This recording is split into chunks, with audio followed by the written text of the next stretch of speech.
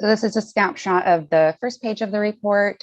There is a little change to the look, but all of the familiar parts are there. You have the traffic light color coding for the 90% status of whether a performance target was met or not. And then later in the report, there are, or further in the report, there are a series of tables showing the performance, the actual performance from the report year over a variety of student groups and various configurations of disaggregation. So the main information that you're looking for here on these reports, just as a big picture, is the actual performance level and the 90% status.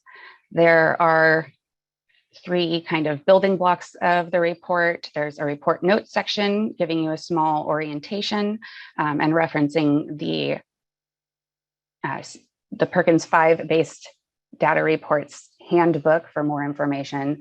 There's also a table with some key information about what the different codes on the following tables mean.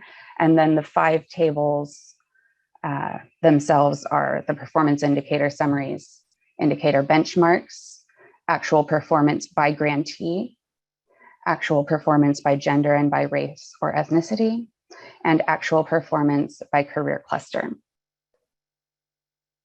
Just going to show those pictures again. So we've got the notes at the top. Then we have the reference table of the performance indicator summaries, a little bit more information about the color coding and some of the indication of where we weren't able to make calculations or share calculations. And then it moves on to the meat of the report. So the purpose, that's a bit of the layout. The purpose of the statewide summary traffic light report is to inform really all the CTE stakeholders of the annual statistics that we report at ODE to the United States Department of Education about our CTE programs. And it also serves to provide regional, district, and school CTE administrators with the statewide performance levels for their use in evaluation of local performance levels. It allows them to give some context to their own performance levels. Another real kind of basic point about this report that many of you may be familiar with, but there are also a lot of people who are new to CTE administration. So I just want to let everyone know that these indicators are actually pretty simple formulas. They're unweighted ratios. We just set up different criteria for if a student is included in the denominator and if they're included in the numerator for each performance indicator. And we just take the value of those numbers, or the product of those numbers, I guess. And so we'll move on. That's going to wrap up for now, the purpose. We can have questions about that later if anyone would like more clarification, and we'll move on to the CTE enrollment status. So before we talk about the new things, again, I'll just talk about some of the basics of enrollment status. Enrollment status is based on the number and type of CTE credits a student has completed with passing grades in a given CTE program. That means that each student has an enrollment status relative to each of their CTE programs. So as many CTE programs as they have tried out, they will have some sort of enrollment status relative to that. There are 2 mutually exclusive status categories that are defined separately for secondary and for post-secondary. So the CTE participant has a different definition for secondary students as for post-secondary students, same with CTE concentrator. These mutually exclusive enrollment status categories indicate a progression through more CTE courses. And so we use the highest status achieved in a given program. You'll see later that the participant, CTE participant category is not necessarily for all students who've ever enrolled in any CTE program. So we also have an inclusive status that we use to refer to all CTE students, and that's CTE enrollee. So a participant is an enrollee, a concentrator is an enrollee, and also students who don't meet either of those thresholds are enrollees. It's just to help us specify the groups that we're talking about. Now on to what's new related to secondary CTE enrollment status. We have an updated, more rigorous definition for secondary CTE concentrator. So now a secondary CTE concentrator has passed at least 2 credits in a single program of study, with at least one of those credits earned in either intermediate or advanced skill level courses. Please be advised, if you're looking later, the reports we're looking at today do not have actual denominator counts, but you will get those later. And when you look at those, just be aware that the pool of CTE concentrators is smaller now under Perkins 5 than it was under Perkins 4, because the threshold to be considered a CTE concentrator has more than doubled. So we expect to see some shifting in those numbers. I'll talk about what those, just to give a little context with participants. So participant has to have passed at least 1 full credit of CTE courses. There are no skill level requirements, however.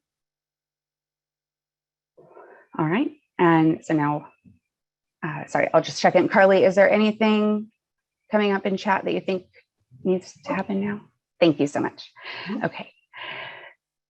So the new student focal groups.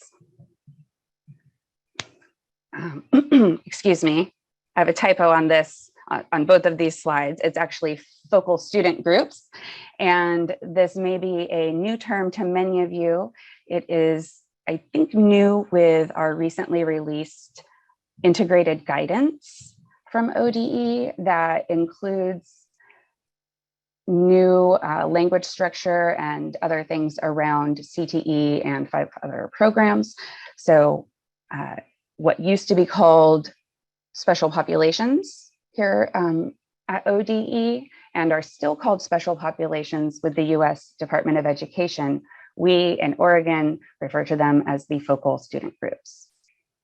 So those groups that we have had in the past already are the individuals with disabilities, those from economically disadvantaged families, those preparing for non-traditional fields, single parents, out of workforce individuals, and English learners. The 3 new focal student groups are homeless individuals, youth who are in or have aged out of the foster care system, and youth with a parent on active military. We'll talk about those more when we discuss the actual performance measures and report. So under Perkins 5, we have all new performance measures. Some of them have identical names like the 1S1, those little number letter code names that they have. Some of them have identical names to old measures, but they are new calculations and new requirements. Just again, another little basic question or point to get us started in this topic. Where do we at ODE or our counterparts at HEC, where do we source the data for these Perkins-based data reports? We actually get them from you at the more local levels through your CTE course and CTE student collections. Okay, so I'll get into the indicators themselves. There are 2 in what was called the 1S series. They deal with graduation rates and they go by adjusted cohort. Quick reminder that these are just a numerator, denominator, kind of a formula. And so to be in the denominator, the student must be in the adjusted 4-year cohort or 5-year cohort, depending on which indicator, that was due for high school completion in the report year. They also have to have left high school in the report year as a CTE concentrator. Then if they're in the denominator, they qualify to be counted in the numerator if they earned a diploma, a GED, or any other ODE recognized equivalent during the report year.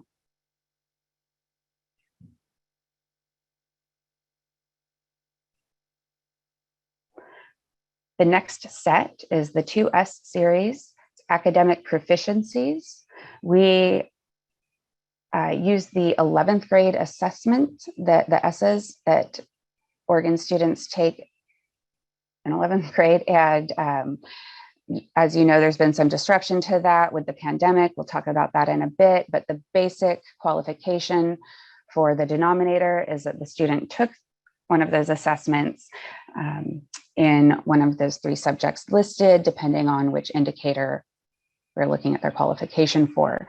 They also have to have a CTE concentrator status by the end of the report year.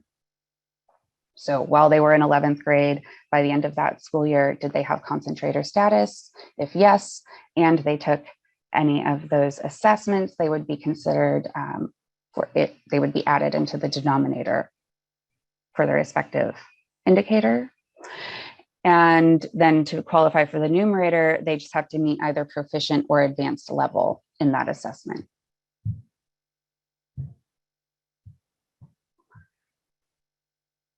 The 3S is not really a series. This is just one indicator. 3S1 deals with post-secondary placement. This is I would say, our most problematic indicator as far as the gap between the ability to collect information about post-secondary placement and what is allowed to be counted here. I'm sure we'll be talking about that a lot today and throughout the spring. So to be in the denominator, the student must have left secondary education in the year preceding the report year and had concentrator status by the end of their secondary education. To be in the numerator, they must first be in the denominator, and then they must also be identified by ODE as engaged in a qualifying post-secondary placement during the fall quarter of the report year. So it's a very narrow little snapshot of information we're looking for. It's also very hard to collect fully. The next indicator is Rebecca. Yes. Oh, sorry. Yes. Excuse me. Before you move on, there was a question. And the question is, are there ways to show students that met state testing requirements in other ways, such as the PSAT? No.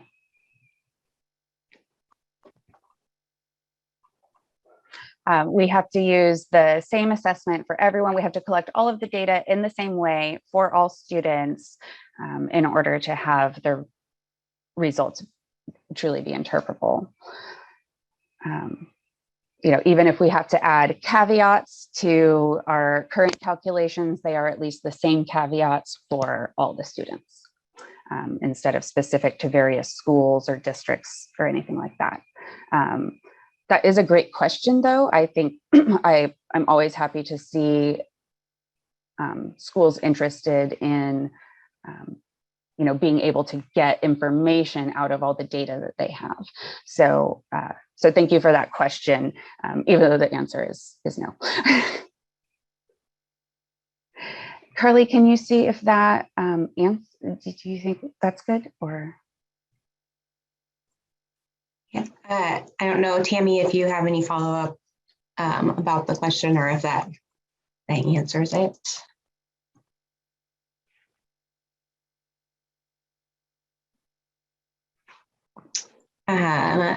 Follow-up, will there be any reconsideration to that so that all students are being represented? Well, except for the pandemic-based waiver, it is an expectation that all 11th graders take this take this assessment. So we certainly have felt that is sufficient. If those requirements change in other ways, we would certainly reevaluate that, but as it stands, that's sufficient. And thank you again for that question. I will move on. And again, if you want to talk about it more, we can have a meeting, and I would really like to, I want everyone to feel comfortable with their understanding of the data for their own use of it. So we can certainly talk about that at another time. For the next indicator for S1, it is non-traditional program concentration. Now, for the denominator in this performance indicator, the student needs to have CTE concentrator status by the end of the report year in their primary program. And in the other indicators, we do not limit students to having to being counted in multiple programs if they are in multiple programs and have the appropriate enrollment status for the indicator. This specific indicator limits to exactly a maximum of one appearance for each student in any of those counts based on program, and their primary program enrollment status is also in a CTE program of study that's federally associated with a traditional gender. Another little can of worms. We can talk about that later, but many programs are not associated with a traditional gender, so not a lot of students generally show up in here. If they are in the denominator, and they are also identified as a member of one of the genders considered non-traditional for that program, and they get into the numerator. Rebecca, another Yes. question. Yes. Can you give a little more information or definition to primary program, please? I will talk about that a little bit later. It is, there is an entry for primary program in the glossary section of the handbook that you received today. I think we have, Carly, if we've had entrants since the last time you posted those in the chat, if you could just post those again. So there is a handbook that includes that in the glossary. There is also a section, these are such intricate little things that FAQ wasn't really doing the job. So there's a section called In the Weeds, and that gets really into a lot of these things. And there's an In the Weeds section on non-traditional program concentration determinations. And it talks about both the secondary and post-secondary considerations and uses there. I think right now the most important thing to know is that the special thing, one of the special things about this indicator is that it does limit students to being considered in only one of their programs. And our last secondary indicator is called a program quality indicator, and it relates to our CTE work-based learning. So to be in the denominator, a student must have completed their secondary education in the report year. They also must have had CTE concentrator status at the time of their high school completion. So they could have earned it any time before, that's fine. Then if they're in the denominator, they make it into the numerator. Also, if we have a record of their CTE work-based learning anywhere in their student collection history associated with that program. So again, we look back at our last 4 or 5 years of records, depending on which adjusted cohort that student is in. And we check to see if at any point they participated in work-based learning for this. So it doesn't have to occur in that final year of school or when they finally make concentrator status. Students can engage in CTE work-based learning regardless of their CTE enrollment status. as long as they're a CTE enrollee, you know, we don't place extra restrictions on that. Yeah, so we look back over time to see if they had that type of an experience. Now, I've talked a lot about this little thing called the report year. And the report year is it's understanding it is really important to having a good understanding of what you're seeing when you look at the traffic light report. It's also very often misunderstood. So this is another one that we've got a glossary entry, we've got an in the weeds topic, we have other in the weeds topics that reference this, so many types of examples and different layouts. So I don't necessarily expect everyone to get it all today, but I do hope that you have the resources to work that out when you leave today. So the report year is the school year in which the tracked activity occurred. And that's a little tricky of a thing, but again, that's some language that'll come up in the handbook. So, so hopefully that will come together and make more and more sense as you get a little more familiar with this report. The traffic light reports are not tied to a specific student cohort. And the report year actually has us looking at entirely different student cohorts for different performance indicators, like all within the same report year. So there's a lot of nuance there. And there's a lot of information about it in the handbook. So now we're going to get on to talking about evaluating the report. One of the top questions that I've gotten about this is, what if performance is below the 90% level? I understand that that is a big concern, and you know, it has the red color coding and an X, and it looks, you know, it can look very scary, especially if you maybe see a lot of it. And I just like to breathe. That a performance level below the 90% level is a starting point. This is important information for us to have so we can take a look at that program, at that student group, at that school, whatever specific configuration of students we're looking at that has that 90% status. This lets us know that we need to take a look at that and really examine what's happening there so that we can make those improvements. And again, this is something that is covered in the handbook quite a bit more. And my next little topic here is actually going to be kind of exploring the handbook for answers. So we'll kind of shift into a little bit more of the Q&A so that I can respond to those questions with some context about where to find the answer, even more detail in the handbook as well. So let's see here. Let me make sure there we go. All right. So Carly, if you have questions ready, you are welcome to either unmute and let me know, or if you'd rather send it to me in a chat. Okay. Sure. So there's no new questions in the chat.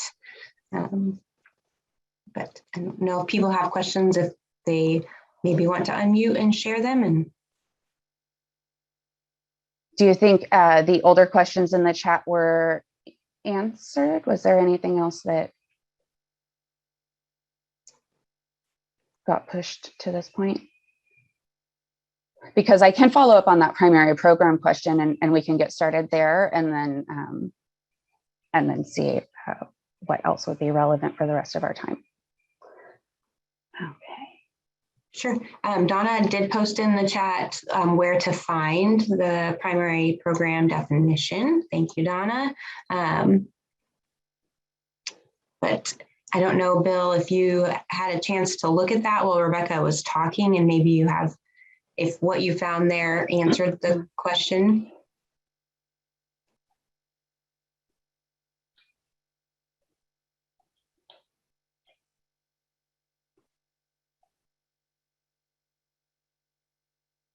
Oh, Bill, thank you so much for noticing and telling me you are entirely correct. And I just read it as if it was true. My slide said that a CTE participant had to have at least 1 credit, and the handbook says half credit. Handbook is correct.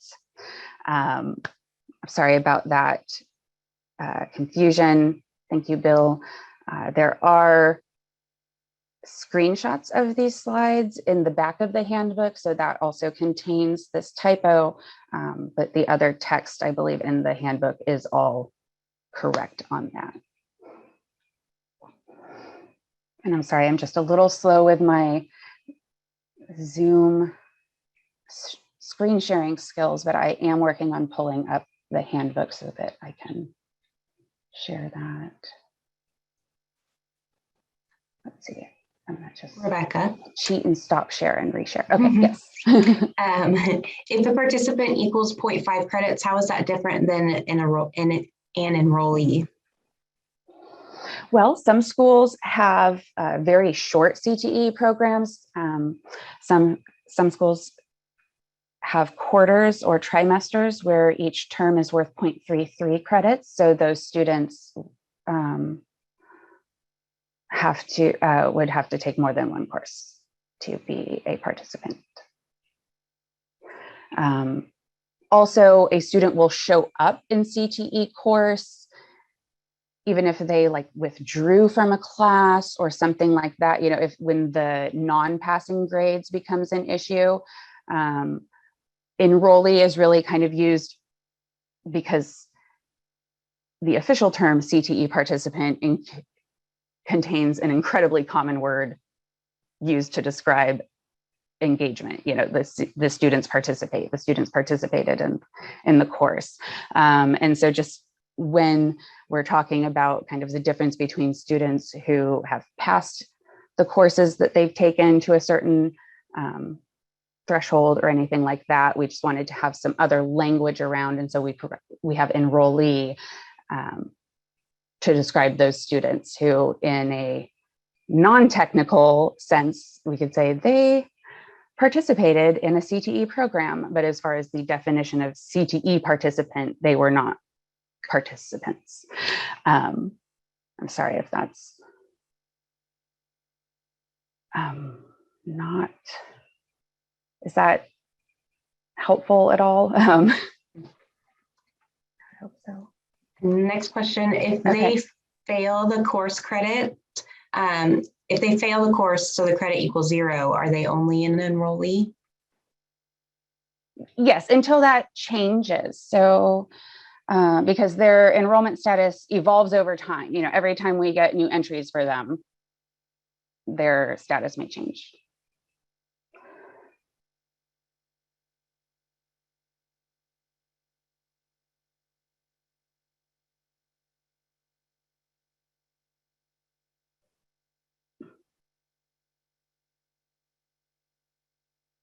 Okay. Sorry, I just shared the wrong thing again. Oh, it's because I didn't take this out of presentation.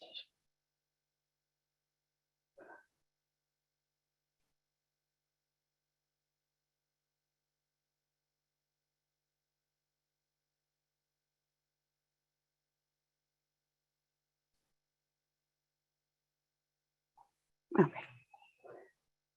So this is, for those of you who haven't opened this, this is the very first page of the Perkins 5-based data reports handbook. There's a lot of stuff in there, but I am going to skip all the way down to the in the weeds topic report year, which is on page 28.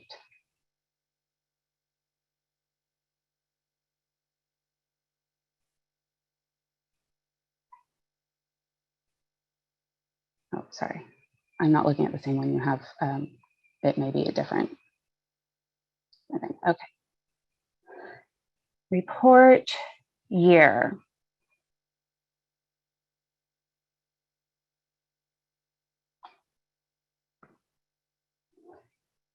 Each student program enrollment status evolves over the course of the student's education. Schools report on student CTE activity each school year, regardless of the student's CTE enrollment status at that time. So while again, I certainly encourage you to ask all the questions you would like to have the understanding you want for this work, I don't, as far as calculating if a student is a participant, a concentrator, or a concentrator, that's not your responsibility. That's our responsibility at ODE. So it's your responsibility to give us the information each year as the students have these various engagements with CTE, and then we make these calculations. So we're not looking for schools who have explicitly said to us, this student is a concentrator. They say to us, the student is a concentrator by putting those course credit, those CTE course entries for that student in each spring. Let's see. There is another question. Yes. So can you explain a little more the difference between green and red for 3S1, the larger number of reds versus greens? 3S1. Now, let's see.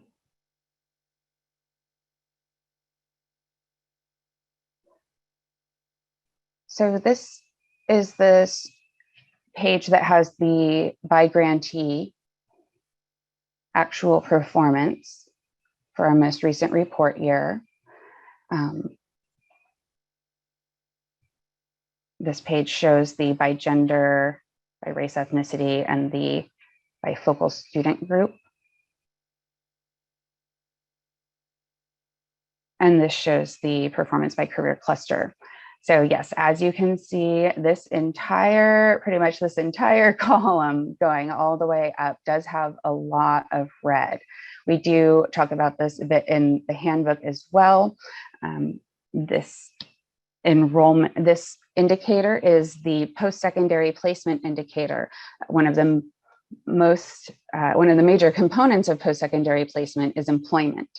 The second is enrollment at a post-secondary institution. And in the last couple of years with the pandemic, we have had historic lows of employment rates and of enrollment, and we've had big dips in enrollment rates. So while this is a lot of red and it is of concern, again, these below 90% level status points are, it's not this area is doing something bad or these students are doing something wrong. It is not an explicit statement on that. Again, it's a starting point to look at it. And so when we want to evaluate the report in these years impacted by the pandemic, I think it's important to look at our numbers in comparison or in reference to the overall state decline in employment and things like that. And I'm not saying that, we don't mind that it's red or anything like that, but certainly, we want the best for all of our students and their futures. But I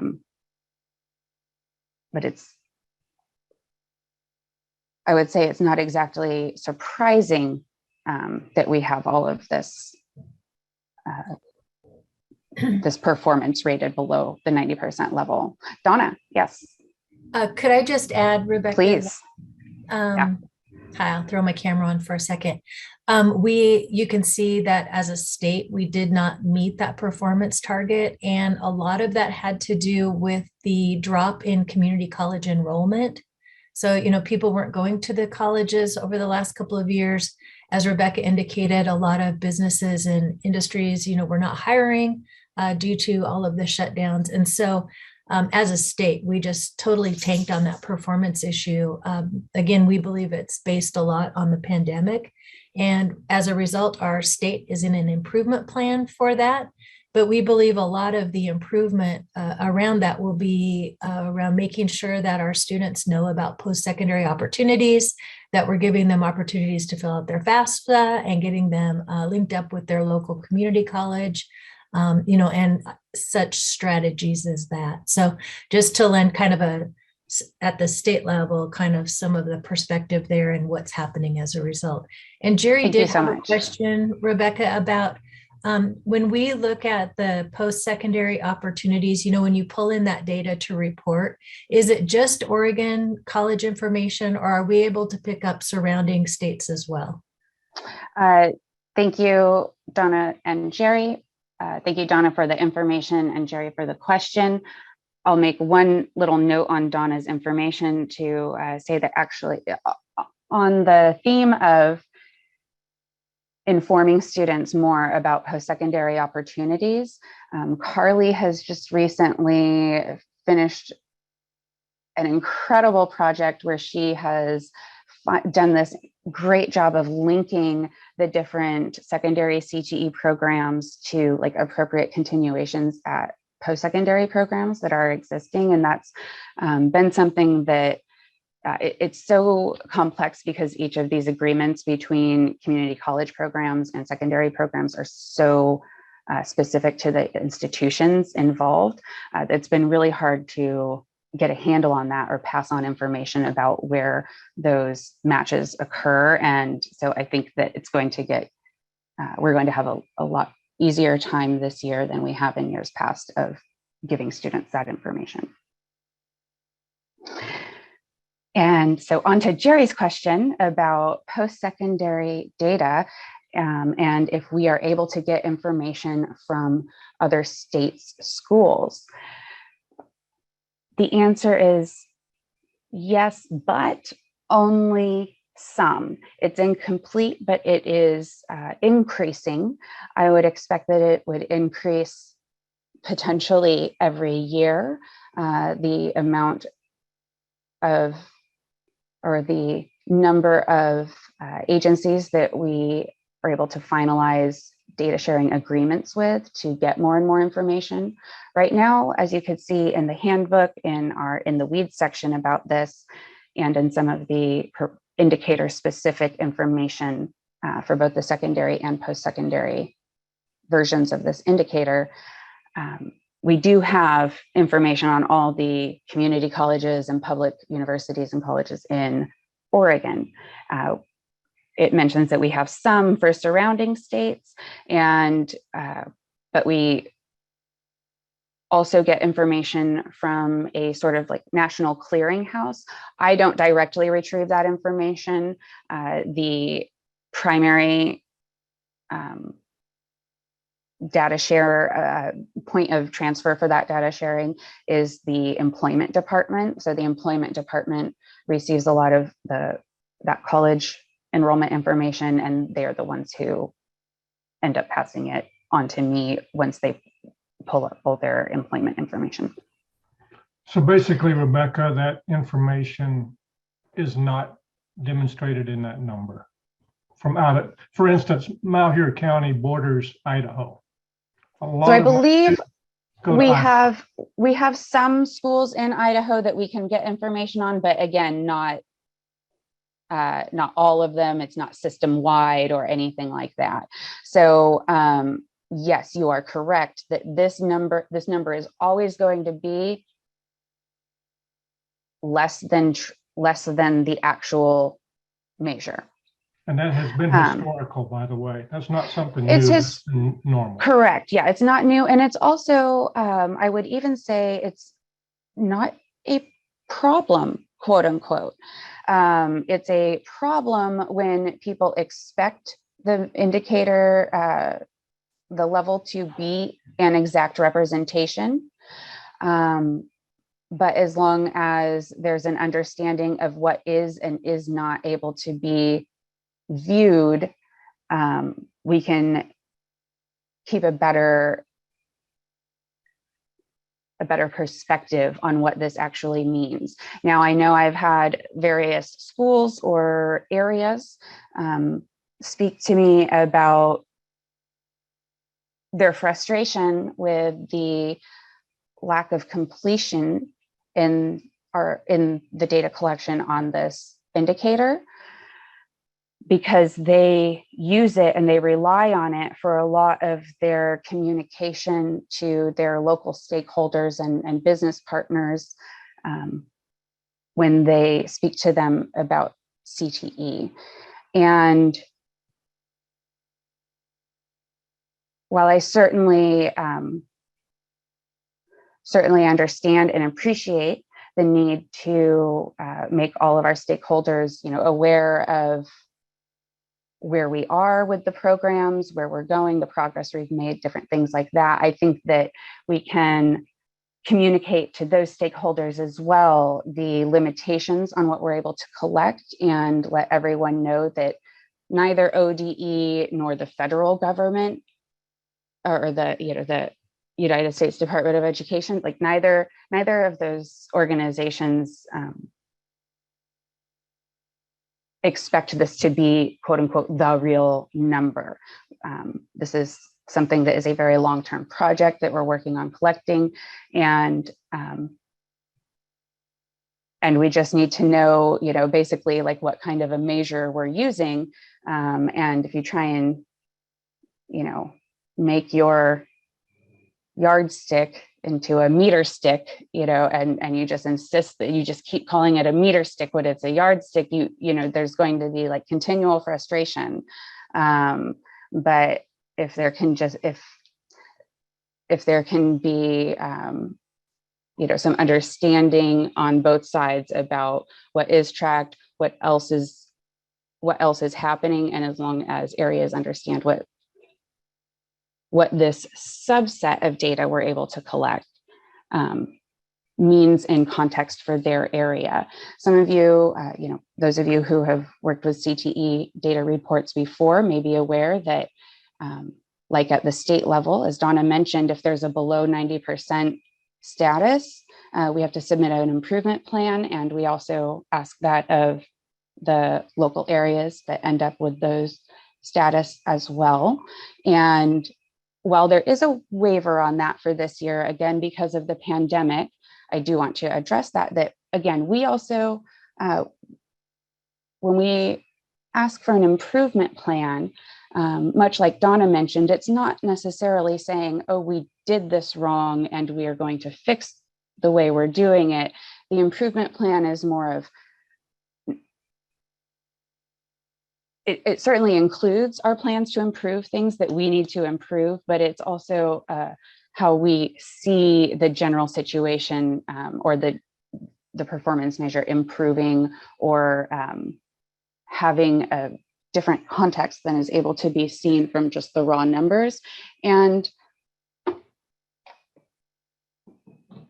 we may certainly find that sufficient if your area is able to say, we have these records, we know that these students are all in these schools in Idaho. We can see from our other reports, and I'll get to this shortly, that there are other reports where you can see student by student detail of who exactly we said was in the denominator or numerator for every single indicator. And so if if you're in your improvement plan, you actually submit that you have all these other students, you have this verified information on, and that if that were able to be considered, it would be above that status threshold, then that's great. And we're so happy to see that.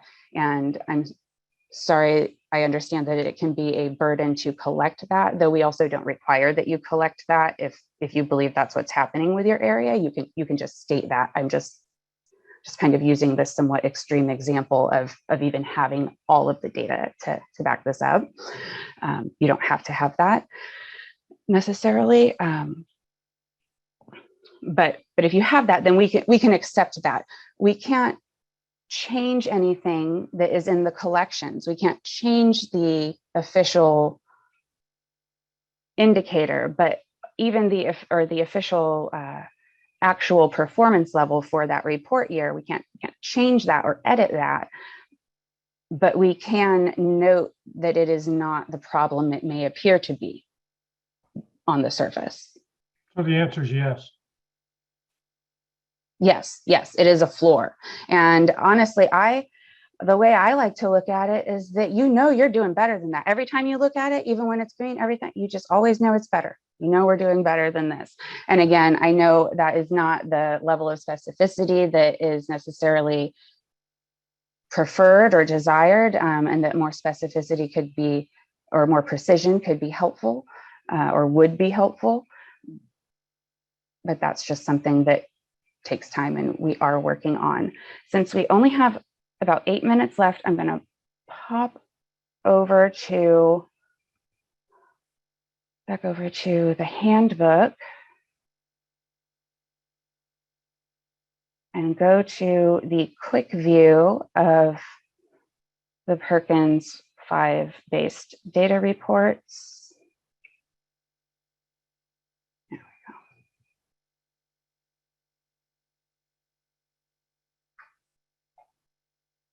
go. Because I just mentioned that that fact about administrators having access to student level information. So as you can see, that is not on this statewide summary traffic light report. We don't have anything like that. In fact, we have data suppression applied in cases of small student groups or extremes in performance. And it's actually for the secondary side, it's this third listing. It's our Achievement Data Insight app that's on the district site, where you use your district site login, and you can access by student level information of a yes or no flag for every single numerator and denominator. You see what we determine to be their primary program. You see what information we have on them.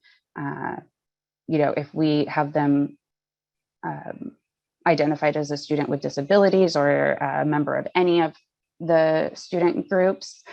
On the post-secondary side, that information is contained in item 6 on post-secondary, the Perkins performance workbooks. They've been called a lot of different things before.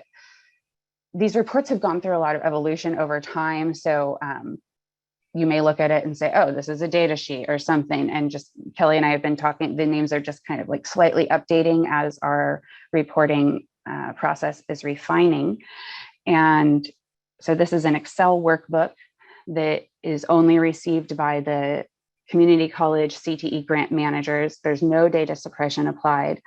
It shows there are by indicator pivot tables showing which individual students qualified for the various numerators and denominators. We have specific trainings for those reports starting next week or the week after that were listed in the same document that you likely received notification about this training on.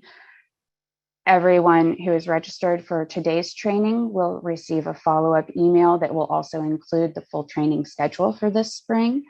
So you can find registration information there as well. Carly, I wanted to check back in with you to see if there were other questions, or if you think I got you off track and didn't answer a question I was already trying to answer. I don't know about off track. It was all good conversation. I know Dale had his hand raised, but I'm not sure if his question got answered all the way. There is also a question from Liz. Oh, we see your teams, Rebecca. Oh, sorry. There we go. So going back here to Liz's question, why do we have indicators that we can't ever collect correct data? And Donna kind of answered that, and just about. I have some additional context for that. Okay. And trust me, as someone who loves accurate labels and orderly organization systems.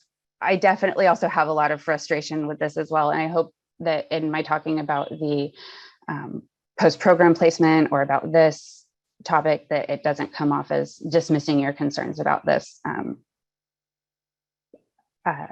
So again, this is something that the can't collect aspect of things. It has to do with some friction between federal legislation and the physical real world.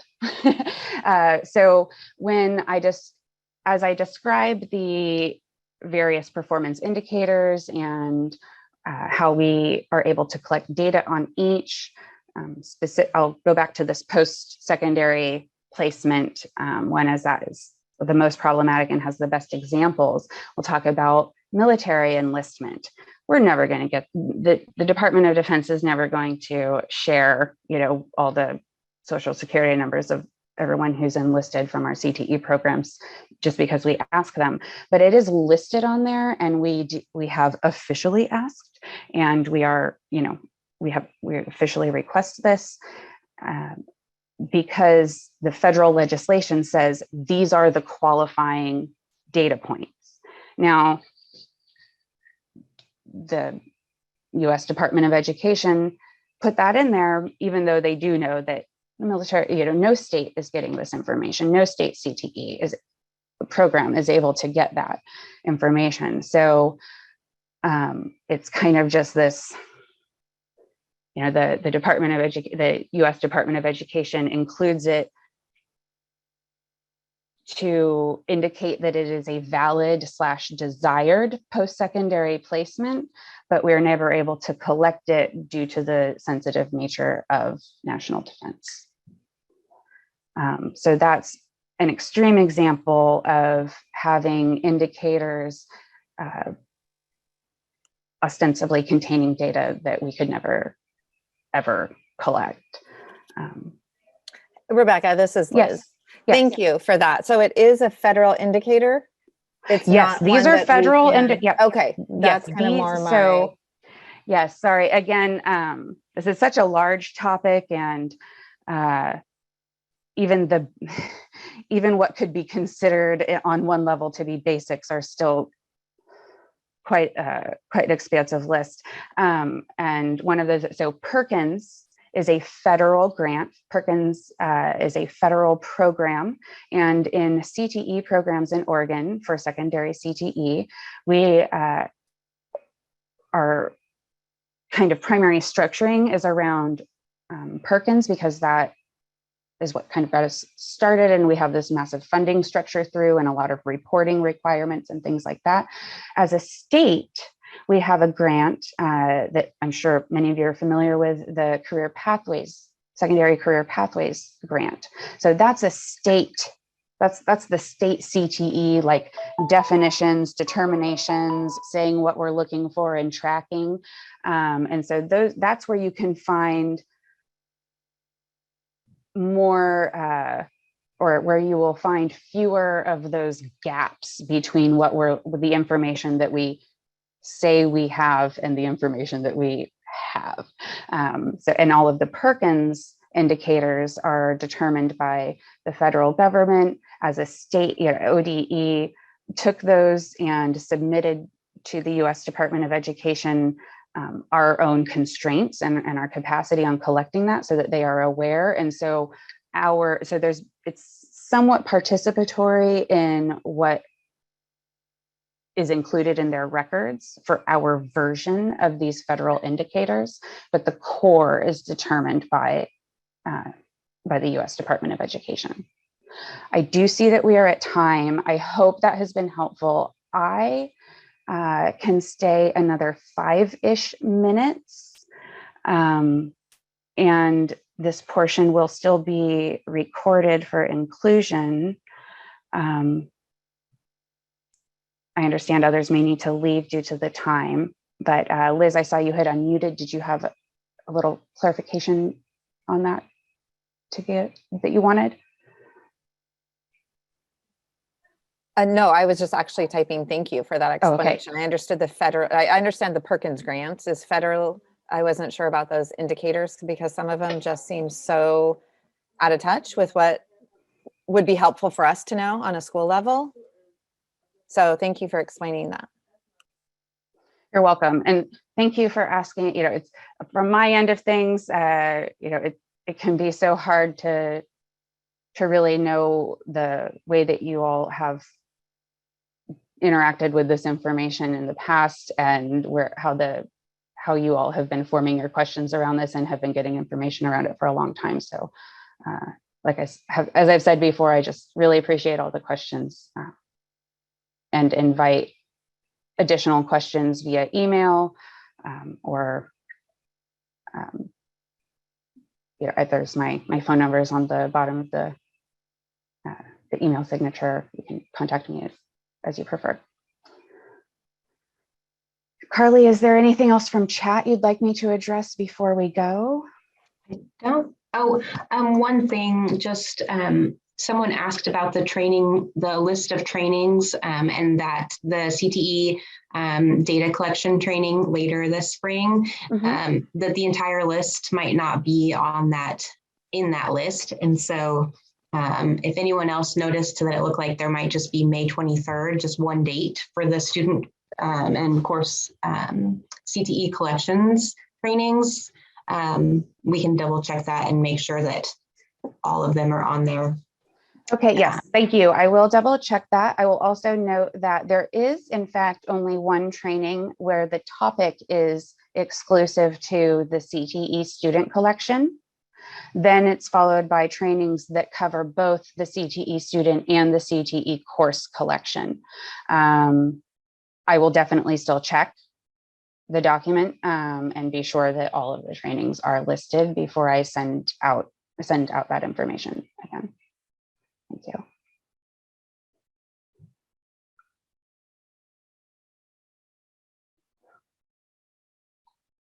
All right. Oh, I just saw Alyssa's question. Alyssa is a new registrar and is wanting to get a better understanding of CTE. Where is a good starting point for a beginner?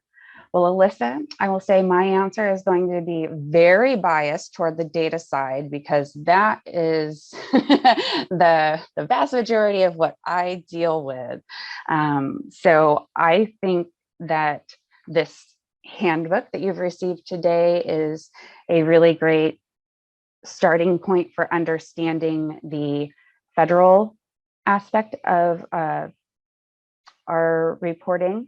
And coming in the next few months, we'll have a similar type of set of guidance around the state funding or the state grant for career pathways. As Donna just put into chat, that Melinda Shell is kind of your number one kind of point of contact as she's a liaison for RCs and other people in the field. I believe, yes, as Donna just put in the chat, there's this Oregon CTE policy guidebook. Now that is a great place. That's where I started. I just read it cover to cover right before I started this job. But again, I am just one of those data weirdos. So that was what I do. It is a very large document. And if you just look at the section headers on the policy guidebook, you may identify a best place to start for you, depending on the things that you've seen come up in your work so far. I just put into chat Melinda's email. And Barb just put into chat a link to the Oregon Policy Guidebook. I'll also note, and thank you, Barb. I will also note, though, because I just finished this handbook and I'm very excited about it, that there is in the CTE informational resources, you also have a link to the CTE Policy Guidebook. There's a great list of resources there. While it's not exclusive to CTE data reporting resources, it is not an exhaustive list, but again, it's another good little menu for where to start for starting points. Okay, and it has been 6 minutes now, so I'm going to go ahead and wrap up. I will ask Carly to stop the recording. And thank you, Carly. Sorry. Thank you.